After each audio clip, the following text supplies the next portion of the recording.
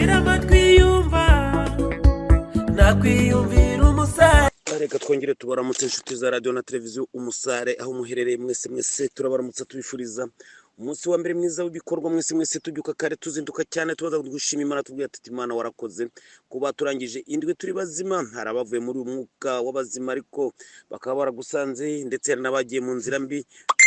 Ubwo rero byese twese turagira tuti Mana rero wowe ni wowe wo guhabwa icyubahiro. Amakuru rero y'uyu munsi abantu benshi barampamagaye muri weekend banambwira bati ane mbere y'ibintu byose tubanze turagaruka hehe i Washington. Ati byabaye Washington, ati turabikeneye kugira ngo tubisesangure neza tumenye ibyo ari byo, atari ko mbere uko tubigarukaho. Ati turashaka kubanza tukamenya inkuru nziza cyangwa se inkuru mbi zirimo zizunguruka mu binyamakuru by'u Rwanda cyane cyane ku mizindaro ya Yasikovia na bagenzi be. Ati barimo baravuga amagambo adasanzwe yo gushikuza. Ati ari amagambo baravuga gute? Ati rero ni umuntu araho, reka ndamuvuge ni yare ni Kayinamura Eugene yagize ati reka nkubwire amakuru arimo ahitagira hano. Ati tukubwire nicyo bigamije. Ati cyane cyane ubibwire abantu mu karere k'ibiyaga bigari, atari ko cyane ubibwire abantu bahehe bahari hakurya ibuvira. Ati cyane barimo wazarendo kugira ngo nimba bumva radio na televiziyo Umusare na leta ya Kongo bagire icyo bakora, rero bagire ikintu babe maso. Ati kuko inkotanyi nta kintu zikora kwa gusa. Ati inkotanyi burya mu kuvuga ati zivuga ibintu hari ibintu zateguye, ati cyangwa mu gukora zigakora hari ibintu byateguye. Byaba byifashe gute rero? Muti are noneho ugiye kure. Ariko imbere yuko ibi rero tubyinjiramo hari ahantu twebwe tonza tugaca tukavuga tuti la voix de sans voix. Twihuse rero tugende muri la voix de sans voix. La voix de sans voix ati niyo tuba duheraho kugira ngo ibintu bigende neza, tubijyane mu mahoro y'Imana tuganira twese turi kuri la voix de sans voix. Ati jewe rero nitwa nde?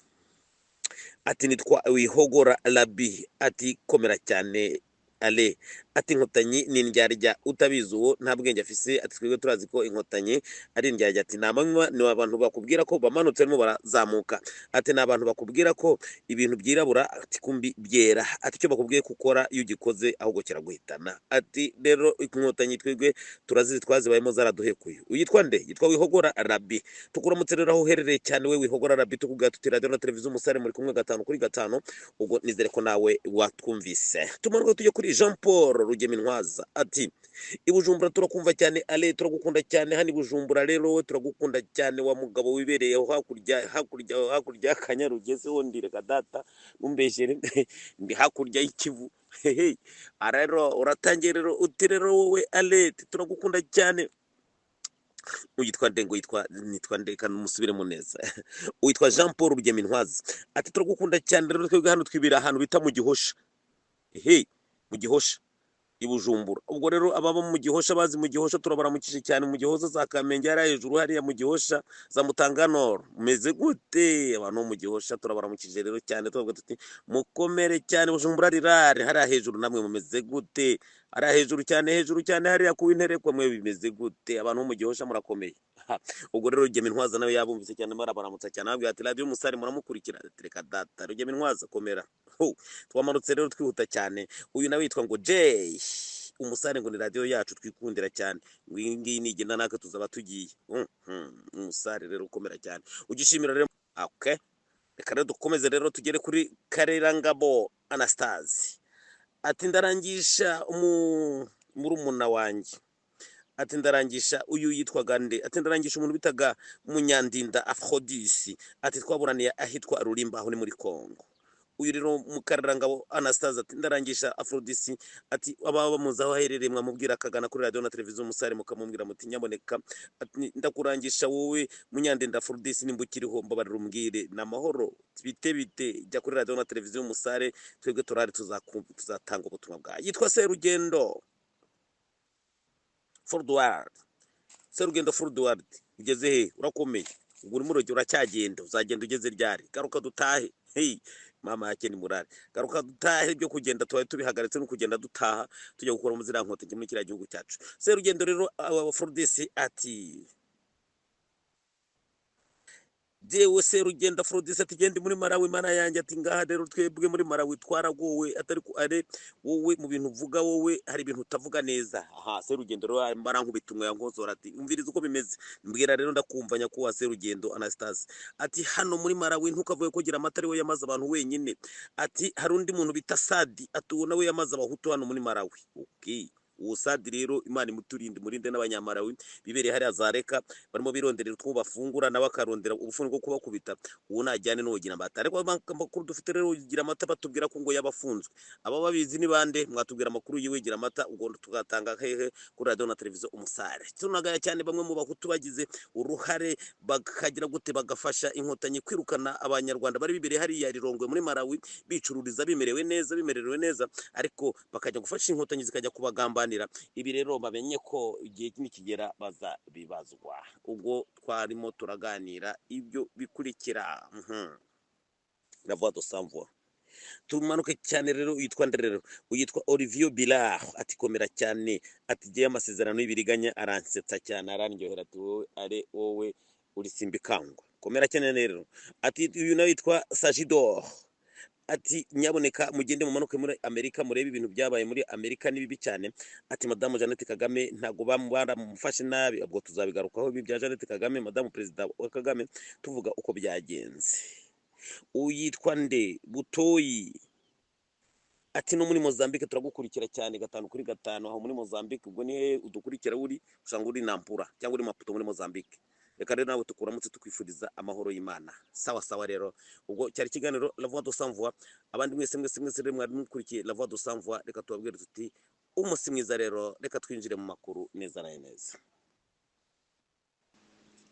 Reka rero twikomereze rero n'amakuru yacu rero tugiye kwinjira mu idonido ry'amakuru, aho barimo bambwira bati mbere yuko winjira Washington, ati turasabye kugira ngo uhere ku bintu abakozi ba Scovia ibintu barimo bavuga ku muntu bita Eric Prince. Eric Prince ni muntu ki kuki bagarukanye iki kintu cya Eric Prince mu gihe M23 irimo ivugwa cyane, ndetse hakaba havugwa abanyamurenge hariya ikanganiro.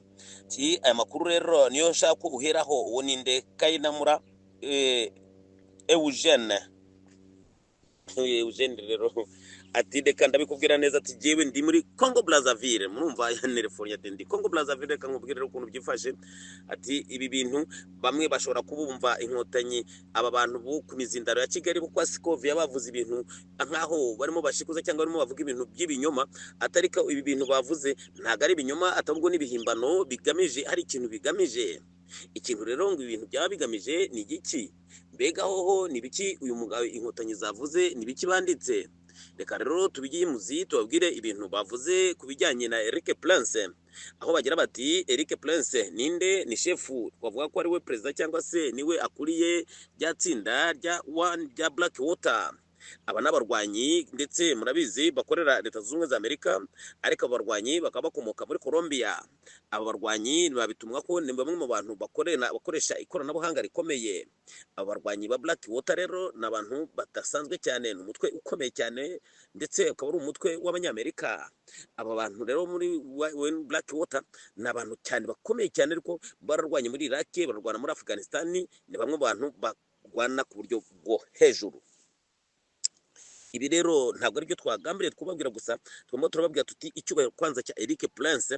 Eric Prince uyu wa Black Water ni icyubahiro kidasanzwe cyane. Aba bantu rero bagabo mu kwa Scovia i Kigali ku mizindaro yabo bashikuje bati mwumve, bati bagiye gutera iteka M23 cyangwa se barimo barayiroha. Mwumve neza, bati M23 Eric Prince yaba yarari ibuvira. Ati hanyuma mu gihe yarari imuvira rero, ati bisiga bya M23 bikaba byari byamubonye ahantu hamwe yaba yarari ni hoteli, maze M23 ikagenda ikamufata. Murumva rero, murumva icyo kinyoma. Ubwo rero naho biba bitangiriye rero, iyo bitangiriye rero aha hari aho biba birimo bigana, aho biba birimo biragana rero ntabwo mushobora kuhumva haba na gatoya. Ariko uyu mugabo Eugene yampamagara ambwira ati reka nkubwire aho bigana. Ati koko aha niho bintu bitangirira, ati reka ngo akarorero yampaye urugero mujye mukurikira radio na televiziyo Umusare tuba tugira ngo tubabwire ibintu uko byifashe.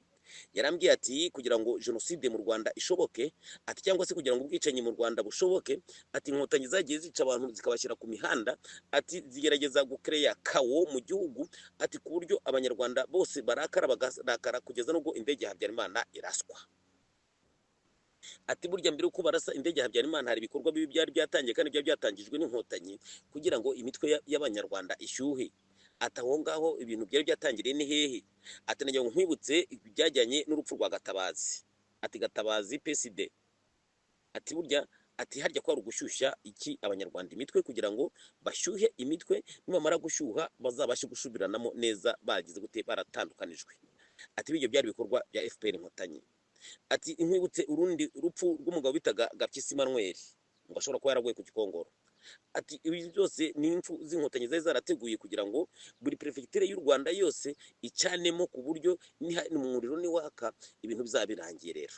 Ati bwarakeye biraba rero noneho barasa indege yande y'umukuru w'igihugu.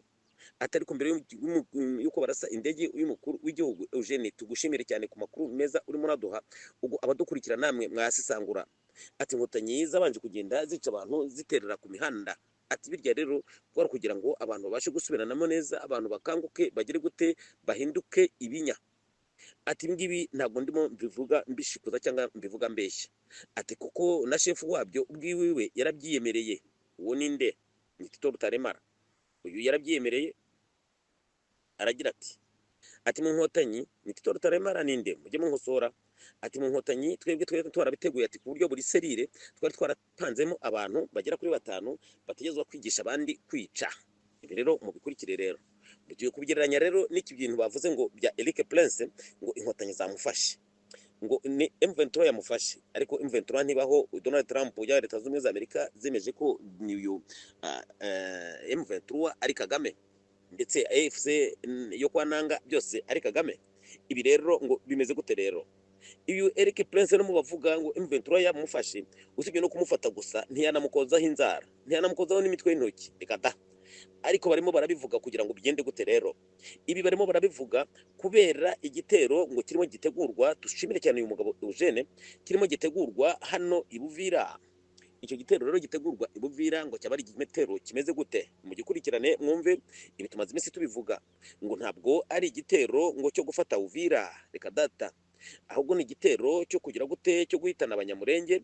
Bikavuga ko ngo wazarendo cyangwa abakongomani ngo baba bararakajwe nuko bafashe uyu Eric Prince wa Blackwater, cyangwa se bikavuga ko Uvira ishobora kunyeganyega cyangwa se bakahungabana mu mutwe mu bwenge, noneho inkotanyi zikaba zakwirara muri abo banyamurenge, zamara kubica rero bakavuga bati batewe ishavu nuko bavuze ko bafashe Eric Prince kandi Eric Prince ntawigeze amukoraho. Turagiye rero mwumva ukuntu abantu barakunda radio na televiziyo Umusare, mujye mukurikirana mwumva ukuntu baduha amakuru. Ayo makuru rero yo bayaduhaye dutezo natwe kuyashyikiriza uko bayaduhaye, ubwo mukagosora namwe mukagira gute mukagira icyo mukuyeho. Ngo ni mu gihe rero mukurikirane neza. Ati M23 ubundi mu bisanzwe ubu irimo irarwana urugamba rw'umuhogo. Urw'umuhogo ubwo ni urugamba rw'umunwa. Yagize ati M23 ya Kagame ahantu igeze aho ishaka kurwana urugamba rw'ibyihebe. Ati ibi mwarabibonye ku gitero cy'igisangani. Ati iki gitero cy'igisangani dutegereza kugira gute kuza kukivugaho. Ati turaza kuguha amakuru y'iki gitero cy'igisangani. Ariko no tutaravuga ku gitero cy'igisangani, ati mubanze mwibuke neza na neza igitero cyafashe Uvira. Ati iki gitero rero cyafashe Uvira, ati burya waba ari umutego nkuko usanzwe ubivuga mu makuru. Aragira ati rero mu rugwiro kwa Paul Kagame, ati hari abantu barimo batera kudeta Kagame mu bundi rwego. Ndamo ndabwira ibyo nsoma nitonde. Aragira ati mu rugwiro kwa Kagame icyo bita abahanuzi ba Paul Kagame kubijyanye n'ibya gisirikare barimo baramutera kudeta ku buryo atazi. Ati ibi bintu birimo biraba kandi abantu bose bo muri FPR inkotanyi babibona. Ati ku buryo ubutegetsi bwa Paul Kagame bushobora gusenyuka ahubwo bukagenda nk'ifu y'imingirano ndetse bukajyana umuvumo udasanzwe. Ibi ni hagore ubizi wenyine Eugene, abantu bose barabizi, ariko wowe urimo urabisobanurira neza. Aragira ati rero ati nk'umuhanuzi yagiye guhanura Paul Kagame kugira ngo ajye gufata Uvira, ati mu gihe barimo bagiye gusinya amasezerano y'amahoro we yise ay'ibiriganya hariya muri Leta Zunze Ubumwe za Amerika, ati uyu muhanuzi ni umwanzi wa Kagame ndetse n'umwanzi w'inkotanyi cyane, ati uyu ni umwe dushobora kuvuga ko arimo atera kudeta inkotanyi. Ati ibi rero tubihuza neza na neza ko abajyanama muri perezidanse kwa Kagame bajyanye n'ibya gisirikare, ibikorwa byabo ari bibi cyane, ari ibikorwa byo kugira gute byo guhamba Paul Kagame. Okay. Ati tugaruke rero ku muntu yaba yaragiriye inama uyu mugore Mukantabana. Ninde Mukantabana? Ambasaderi muri Leta Zunze Ubumwe za Amerika. Ati tuba turababwira ibintu bihari byose mu byumve neza mu byandike, ati ku buryo inkotanyi abantu bazigiraga inama ubu noneho barimo baraziroha ku buryo barimo bazikuraho baziroha mu mwobo zidashobora kuvamo. Ati iyi baruwa uyu mugore yanditse ambasaderi hariya muri Leta Zunze Ubumwe za Amerika yiyemerera neza ko bakorana n'umutwe wa M23, ati mwumvise ko na Perezida Paul Kagame yayigarutseho mu nama y'umushyikirano. Ati rero iyi baruwa ni ibaruwa mbi cyane, ati umuntu yamubwiye ngo yandike ibi bintu, ati ni nk'uko wafata igihugu ukakiroha mu mwobo cyangwa se ukakiroha mu muriro. Ati kuko ni ukuvuga iki, nimba uyu ambasaderi w'u Rwanda muri Leta Zunze Ubumwe za Amerika yananditse ibaruwa imeze nk'uku yemeza ko bakorana na M23, biboneka ko rero yashyigikiye ibyo ambasaderi wa Leta Zunze Ubumwe za Amerika yavuze hariya muri ONU ubwo yagiraga ati M23 ntibaho, M23 ni Kagame. Ati abantu bamaze gupfa bagera ku miliyoni 14 ari hose muri Kongo, ati bose bishwe na Kagame. Mudukurikire mw'abantu, mudukurikire turimo turavuga ibintu baba baduhaye ugatuma n'ukwenda dusome rero. Ati rero iyi baruwa rero ati iboneka ko uwagiye aba bajyanama rero bamugiriye rero iyi nama yo kwandika iyi baruwa, ati bafashe igihugu bakakiroha. Ati Kagame ntabibona ko abantu biwe barimo bamuhamba, ati barimo baramuhamba mu mwobo adashobora kwikuramo. Ati kubera iki, nimba Leta Zunze Ubumwe za Amerika zaravuze ibi bintu ko M23 ari Kagame, ambasaderi w'u Rwanda muri Leta Zunze Ubumwe za Amerika akemeza ko koko bakorana na M23, bishatse kuvuga ko nta giki nta hantu waca pembeni, ahubwo ba bantu bose za miliyoni 14 Donald Trump avuga zishwe zaguye hariya muri Kongo mu ntambara imaze imyaka 30, aba bose bari ku mutwe wa Kagame, kuko iyi M23 ntibaho. Nimba Leta Zunze Ubumwe za Amerika zarayemeje ndetse na ambasaderi w'u Rwanda akemera ko bakorana na M23 mu buryo bwa hafi butaziguye, ibi rero bigaragaza ko Kagame ari we wahitanye bariya abantu. Uyu arakomeza ambwira ubusesanguzi bwiwe ni inararibonye agira ati noneho rero agakura rero kuri aba bajyanama ba Paul Kagame nakagakurikira. Ati igitero cyabaye hariya igisangane gikozwe na drone kigakorwa n'u Rwanda, ati ikibabaje ni ukuntu M23 yahise ikiyemerera ikanakigamba ikajya kwerekana ko ari igitero cy'ubutwari. Ati abo bantu rero bagira Paul Kagame inama mu bya gisirikare, ati baba ari bo barimo bacukura umwobo ngo bamuhambe neza na neza. Ati aba bantu neza neza bamushyikanye ahantu adashobora kwikuramo, ati baramujyanye bamugeza mu igezi, ati mu ruzi rukomeye. Ati kubera iki, ati iki gitero mwarabonye Union Africaine yahise icyamagana ikiti cy'igitero cy'iterabwoba. Ati igitangaje ahubwo ni uburyo M23 yahise ikemera ko ariyo yagikoze. Ati ariko yibagije ko Leta Zunze Ubumwe za Amerika zitemera M23, ahubwo zozo zivuga ko M23 ari u Rwanda. Ati M23 kandi yibagije ko ambasaderi w'u Rwanda muri Leta Zunze Ubumwe za Amerika nawe ubwiwe yemeye ko u Rwanda rukorana hafi na hafi nande na M23. Ibi rero amakuru nk'aya y'abantu barimo barayumva baravuga ati ale turakumva cyane, turimo turakurikira neza cyane kandi amakuru urimo uvuga niyo, ariko murumva ko uyu mugabo yampaye amakuru meza cyane kandi yitondeye, ahambwira ati ibintu ntabwo byoroshye haba na gatoya. Dukomeze rero, eka rero twikomereze amakuru yacu na Eugene kwibaruwa ndende yampamagaye akambwira ati ale soma ibi bintu bibwira abanyarwanda kuko biraboneka ko iyi ngoma ya Kagame ihirimye. Kiriya gitero rero cya gisangane reka rero nicyo tukiriho, ahagira ati M23 nta bushobozi ifite bwo gukoresha drone nk'iriya ikajya kwataka hariya kisangane. Atariko rero reka dushimire Union Africaine yasohoye itangazo yamagana iki gitero ndetse ikita ko ari igitero cy'iterabwoba. Aha rero ntabwo tuzi icyo Leta ya Kongo yo iza gukora, kuko nta kindi kintu ibuze gukora usibye guhita itanga ikirego irega Leta y'u Rwanda. Kubera iki? Kubera ko M23 itabaho, ndetse ari ambasaderi w'u Rwanda muri Leta Zunze Ubumwe za Amerika yabyemeje, ndetse na ambasaderi wa Leta Zunze Ubumwe za Amerika muri ONU nawe akabyemeza ko M23 itabaho. Abantu bati burya umuntu arasaza ubwenge bukagenda bumucika, ariko hari n'undi usaza ahubwo ubwenge bugahita bugaruka bwirukanka. Bati reka dushimire Museveni yabashije kwikuraho M23. Ni mu gihe Colonel Nanga yaravuze ati ntabwo dukorana n'u Rwanda gusa, ati na Uganda turakorana. Uganda yese bisamira hejuru maze byamaganira hariya hejuru iti rikareka ati murakatu ati mwabana umwe mwishe abantu miliyoni 14 mu bijyane kwa Kagame twiga hano muri Uganda, ati reka ati murakatu. Uganda rero baraza ubwenge. Baganda bavuga ati reka ta, ati mwebwe mwiyemerera ko mukorana na Kagame twiwe ntawo dukorana muragatsindwa, bati murakajya shikushikushku. Ubwo murabyumva. Aha rero igisigaye ni igiki namwe nimwumve na neza, ni ukubaza ati we M23 rero twereka ahantu iyo drone wayiguriye hehe, ninde yagufashije kuyigura. Ubwo murumva ko M23 itabaho ari Kagame. Ibi rero ngo mbega bigenda gute iyo umuntu ateye ku kibuga mpuzamahanga cy'indege? Reka rero twiziranye n'abanyamategeko, rero abanyamategeko bampamaga barambwira bati reka biriya bintu Kagame yakoze hariya Kisangani, ati ni ibintu bikomeye cyane, ni ikirego kidasanzwe, ubundi mu bisanzwe kira ni ikirego cy'iterabwoba. Ariko rero gikomeye cyane mu cyumve neza, mu bwumve rero ubuswa. Rero nimba tuza kugaruka ku buswa rero, igikorero cy'abaswa nababwiye mu ishuri, hari umuntu twanganaga avuga ngo ni igikorero cy'abaswa, ariko si jewe basanga aragiye narindimo mu bikwerere by'abaswa. Ibikwerere by'abaswa pole sana. Hano ibikwerere by'abaswa bameze nk'abale, ibikwerere by'abaswa rero mwumve rero ngo ikibabaje rero giteye ubwoba nuko hariya Ikisangane rero iyi drone ya Kagame na M23 yiwiwe ntibazayihakana, kuko M23 yarayemeye. Colonel Nanga yaravuze ati nitwe twayirashe, nitwe twarashe Ikisangane ku kibuga cy'indege, ati nimuze mutwice. Okay, aha rero igiteye amakenga cyangwa se ikibabaje cyane, mwakagira Imana mwe mudukurikirana, ngo nuko iyi drone yagiye igakubita ku nzu z'abasivili, igahitana abasivili. Umunyafurika ati twakubonye. Ubu rero igisigaye nuko kino mu Kisekedi ngo yaba rero noneho agiye gushengeza rero Paul Kagame, ati nguyu rero no atangiye gutera ibibuga by'indege. Murabyibuka bya Kitona? Abantu batazi bya Kitona, reka tubabwire ibyo Kabarabe yakoze. Bashimusa indege yikorera abantu bajyana bakora za Kitona. Aha ntabwo mu makuru muyazi. Rero tumanukorera amakuru dufite ni menshi, dushobora kwira bugake. Tuvuga amakuru uyu munsi, uko amakuru uyu munsi ntasanzwe. Dushimira uyu mugabo rero Eugene yahise rero amanuka aragira ati ibi rero mbigarukanye bya drone na kina gitero cy'Ubuvira, ati kugira ngo mbabwire ibi bintu imizindaro ya Kigali yavuze kuri Eric Prince, uyu president, uyu chef, uyu boss wa Blackwater. Ati hari igitero kirimo gitegurwa neza n'inkotanyi, ati ibi bintu mubimenye mubibwire abanyamurenge cyane mubivuge kandi musubire mubivuge.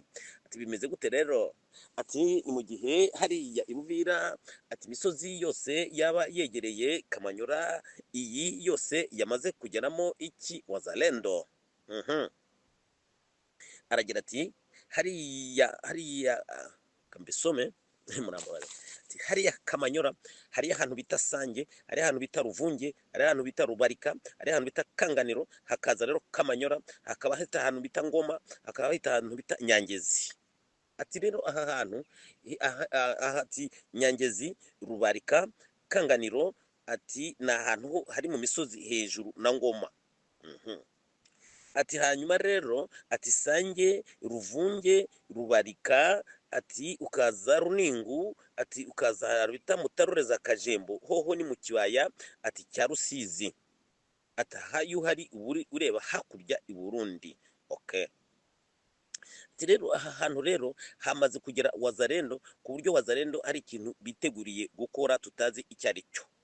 Okay, ati ibi rero inkotanyi rero zirabizi neza ko Wazalendo bari hano muri iki cyaya cya Rusizi. Ati inkotanyi rero kugira ngo zibashe kugira ikintu, ati abyo ndakubwiye ni abantu babajyanama mu bya gisirikare, ati mubagira inama Paul Kagame, ati barimo baramujyana mu muriro utazima. Ati kuko nta kindi kintu kigiye gukurikiraho. Ati abo Wazalendo, ati bari abanyamurenge cyatumye inkotanyi zibasahura zikabajyana hariya mukurikiranye mukabajyana ari Kamanyora. Ati ni ibyambu, ati ni umutego uri hagati ya leta ya Kagame na leta ya Kongo. Ati kuko Wazalendo niramuka yatatse izi nyeshyamba za Kagame ziri hano Kamanyora, ati nta kindi kintu izi nkotanyi ziri bukore zireta zica aba banyamurenge.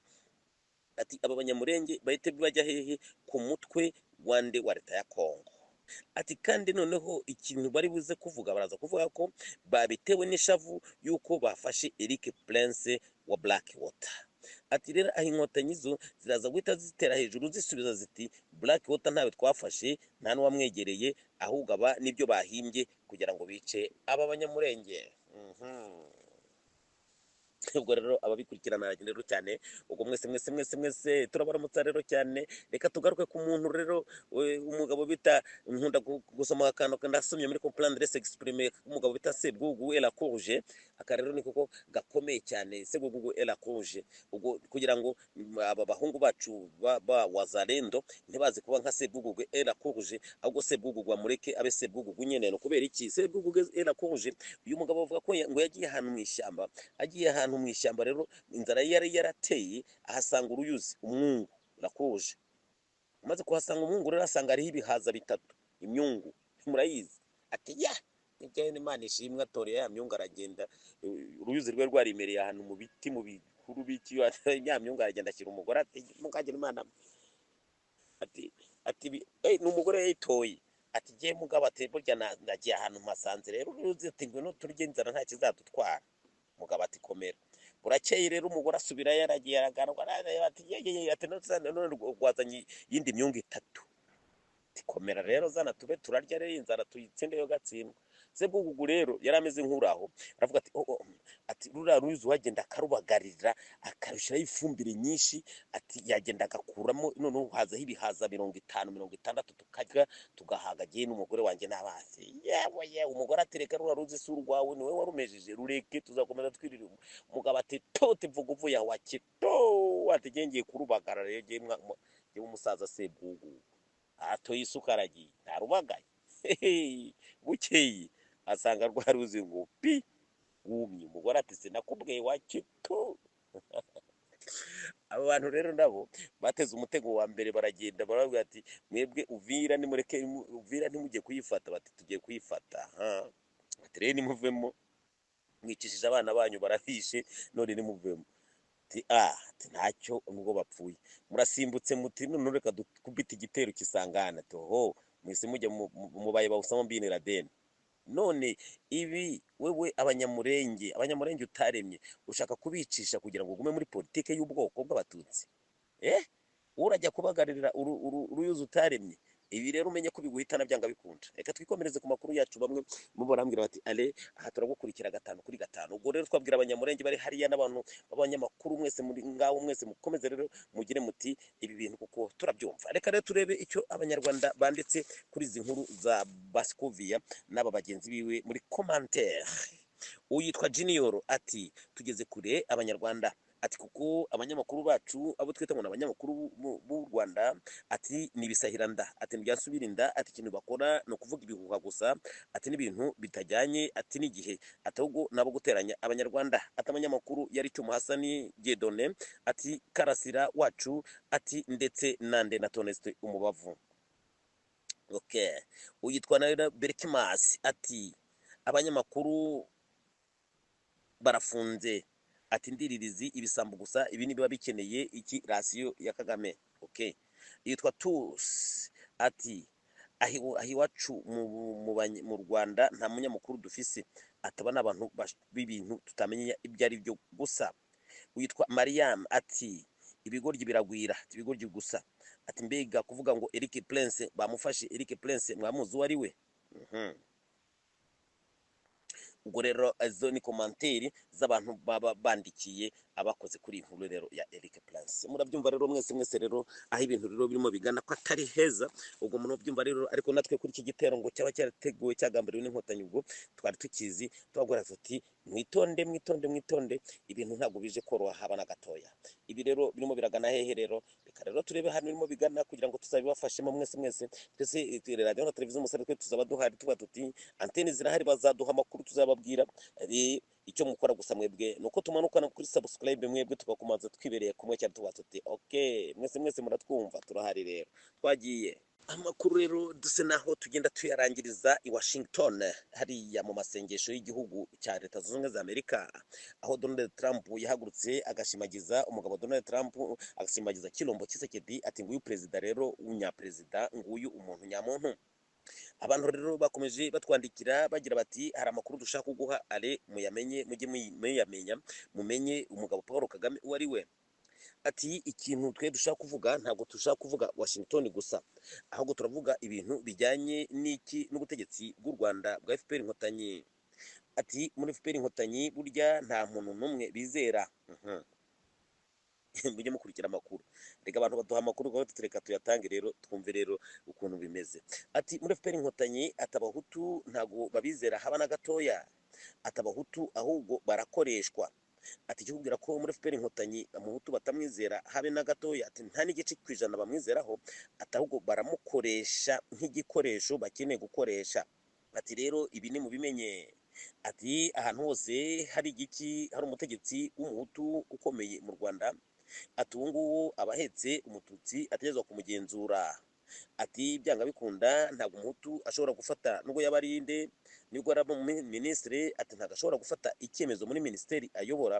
Ati reka data, ati ahubwo umuntu bamushyizeho w'ingenzuzi cyangwa se w'inyonjo, uwo niwe ategerezwa gufata icyemezo. Ati nta minisitiri mu Rwanda w'umuhutu ashobora gusinya uwo muntu wo muri FPR Inkotanyi amushinzwe atarabyemeza. Nta makuru baba baduha, namwe mujye mugosora mu byumve. Ati ibi rero bigenda gute? Ati no mu batutsi rero niko bimeze. Ati hari abatutsi Kagame atizera haba namba. Ati nacyo gituma mubona igihugu mu Rwanda cyananiranye kuyobora. Ati kuko Kagame arikanga kudeta impande zose, atarikanga kudeta mu basirikare, atarikanga kudeta mu badiplomate biwe, atarikanga kudeta mu banyamahanga. Ati ahantu hose urabona ko byabuze aciramira, ati ku buryo aribwo ubona yabuze uwo yatuma mu mahanga. Perezida Kagame agira ishyari, iryo shyari ni naryo mubona ryoretse igihugu. Ati Kagame yakwemerera kuvugwa uvuzwe mu bibi gusa. Ati tubaho urugero. Ati ni ukuvuga ukoreshejwe ukica abantu ataho yagushima. Ati ariko wihenze ukavugwa ati mu gihugu bakumva ko urimo uvugwa cyane gusumba ijwi cyangwa se izina Paul Kagame, ati ubwo wowe ubupfuye. Ati reka tuguhe urugero. Ati burya akenshi ari ibintu mutazi tujye tubibaha mubimenye. Ati burya ikintu Kayumba Nyamwasa yaba yarapfuye na Kagame, ati burya icya mbere murakizi. Ati Kayumba Nyamwasa abasirikare Inkotanyi zamwibonagamo cyane gusumba uko zibonagamo Paul Kagame. Ati Kayumba Nyamwasa yari umwe mu basirikare igisirikare cy'u Rwanda cy'Inkotanyi zakunda cyane ku buryo bukomeye. Ati ibi rero kubera iperereza rya Paul Kagame yarabimenye, atamenya ko Kayumba Nyamwasa abasirikare bamwumvira kandi bamukunda. Ati ibi rero byaviriyemo ko Kagame agira ishyari kuri Kayumba Nyamwasa, atangira kumuhiga, atangira kumwanga urunuka. Ati rero umugabo Paul Kagame n'umwe mu bantu bagira ishyari ribi, ati ku buryo adashaka undi muntu yavugwa atari we. Ati kandi ibi ni nabyo byagiye bikwegera igihugu akarambaraye. Ati ntabwo ari kuri Kayumba Nyamwasa gusa, ati ahubwo reka tugaruke kuri Rwigema. Ati Rwigema Gisa Rwigema Fred, ati burya nta muntu n'umwe ataramwiyumvagamo mu Nkotanyi. Ati ibi rero byatera ishyari Paul Kagame, ati ku buryo Kagame yamugiriraga urwango rukomeye. Ati iri shyari rero rya Kagame nta handi hantu riganishije igihugu, aho riganishije igihugu nta hamwe namwe mwese murimo mubona. Arakomeza agira ati reka tumanuke tugere kuri Rusesabagina. Ati harya Rusesabagina nta kintu atari yakoreye Inkotanyi, nta kintu atari yafashije Paul Kagame. Ati Rusesabagina yarokoye abantu muri Mirikoline, arokora abatutsi n'abatutsikazi benshi, arabitangira kugera ku kanyuma. Ati ariko mu kwambika urya mudari wishimwe bakawumwambika gusa ngiki cyaha yakoze. Ati rero Kagame yaba yaragize ishyari ko Rusesabagina yambitswe urya mudari, maze Kagame ahitamo guhiga Rusesabagina ngo amumerere nabi. Ati mu gihe Kagame we yashaka ko uri we n'urya mudari yawambara, ariko ntibikunde bakawambika Rusesabagina. Ati iryo shyari rero ryase ribyura akazikira, maze Kagame atsora arenze miliyoni zirenga zingahe z'amadolari kugira ngo bahitane Rusesabagina. Turimo turakomeza. Ati rero tumanuke tugende tugere kuri Madamu Ingabire Victoire, uyu afungiye Mageragere. Ati burya urya mugore, ati iyo ataza guhabwa kiriya gihembo cy'amahoro bamuhaye, ati hari igihembo yahawe mumbaze ndanakibagiwe. Ati igihe yari yarafunguwe, ati iyo bataza kumuha kiriya gihembo ati urya mudamu ntabwo aba afunze, ati ahubwo kubera ishyari ry'ubutegetsi bwa Kigali, ati Kagame ntabwo yibajije ukuntu umuntu yaba ari aha atavugwa rumwe na leta gusa ibihugu byateranya bikamuha igihembo. Ati ibi rero byamubyariye ishyari rikomeye cyane bituma Paul Kagame yongera kumuhiga maze aramufunga. Ati muribuka neza igihe Kagame yavugaga ati ngiye gufata isaha urushinge ndusubize inyuma. Ati birya rero nibyo yashaka kuvuga, ati kuko ntabwo yari aryohewe n'uburyo Ingabire Victoire yahabwa igihembo ari mu Rwanda ataninyagambura. Ati ishyari rero rya Paul Kagame ngaho ahantu rimo rituganisha, ati koko umuntu wese agize ngo aba vedete aravugwa gusumba izina ry'iwiwe, ati uwo abacishijwe hano abagiye. Ubwo abadukurikira mwese muzagenda mudukosora mutubwire muti hari n'abandi. Ubwo radio na televiziyo Umusare twe tuba tuvuga ibyo baduhaye, ubwo tuba tuvuga amakuru, ubwo ntabuze n'undi muzatubwira rero. Eka rero duse naho twikomereza rero, noneho rero birimo biragana he rero. Ati ibi bintu rero ni ikintu birimo bibyarira igihugu cy'u Rwanda na karambaraye. Ati ni mu gihe Paul Kagame wewe ubwiwe yamaze kwishyira mu kasho, ni nyuma yuko yimanze ko M23 bakorana, ni nyuma yuko yishe amasezerano y'ibiriganya ubwiwe agafata Uvira, none ibintu bikaba bihuhutse ubwo yihinduye umuterabwoba agatera ikibuga cy'indege cya Kisangani. Ati aha Kagame yambitse umunyururu udasanzwe ku buryo adashobora kurenga imbibi ngo arajya i Buraya cyangwa se arerekeza muri Leta Zunze Ubumwe za Amerika, arazi neza ko hari yahageze yahakubitirwa ikamba. Ataha rero kugira ngo Paul Kagame abe yabona umuntu atuma atabizamugora. Ati ko gutuma umuhutu ntabwo bizabikunda, ati gutuma umututsi nawe ntabwo bizabimukunda, atazagenda yisabira. Madamu Jeannette Kagame hariya mu nama bari mu masengesho muri Leta Zunze Ubumwe za Amerika. Ati ariko rero ikibabaje ni kimwe cyonyine, ati nuko kamera za Leta Zunze Ubumwe za Amerika zitigeze zitwereka aho Madamu Jeannette Kagame yicaye. Ati byabaye ubwa mbere ku gisuzuguriro cy'u Rwanda. Ati ariko ikibabaje nanone giteye ikundi, ati nuko intore cyangwa se abantu bandika ku bijyanye n'ibikorwa bya leta ya Kigali batigeze bandika kwa masengesho i Washington ngo batubwire intumwa u Rwanda rwaba rwoherejeyo. Ati ahubwo bararuciye baraburumira kubera ko babonye ko byabakojeje ikimwaro. Reka twige dusoreze ha rero radio na televiziyo Umusare tuba duhari 5 kuri 5. Ubwo na hejo mwese mugire umunsi mwiza, mwari kumwe na Ale, bye bye.